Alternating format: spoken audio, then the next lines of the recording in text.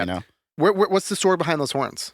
Actually, we had like pretty much the whole song done, and we're like, I don't know, I kind of need something else. And so I was just like going through like samples and shit. Yeah. And like there was like a horn stab that I found, and we just like put it in. And we're like, that shit is kind of fire. Yeah. And like it obviously just made the whole song. I would have thought you started with those horns. No, That's crazy. Yeah. We actually just started like we were in the Ultra Studios in Hollywood when we made that song. And we were just like not that inspired. So we walked to fucking Baby No Money, and he's from Canada. He'd never been to Hollywood Boulevard. And so we're like, let's walk to the Baja Fresh on Hollywood Boulevard.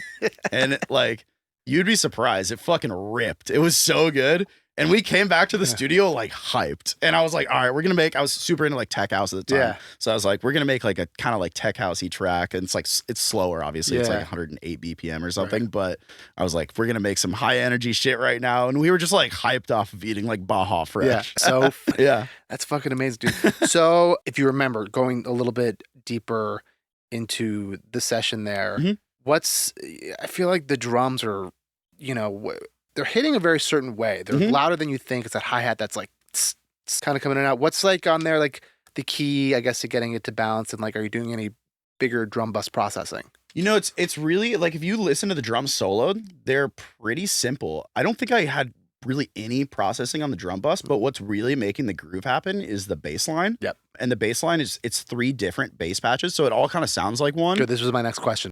Yeah. Perfect. It's I think they're all one shots too. One of them might be a serum patch, but it sounds like one bass line, but it's all different basses like hitting at different times. And I think that's what kind of makes the drums groove. And I think it's a lot of stuff like that where like you always think to like hit drums harder, it's like you need to slam them through a compressor and do all this stuff.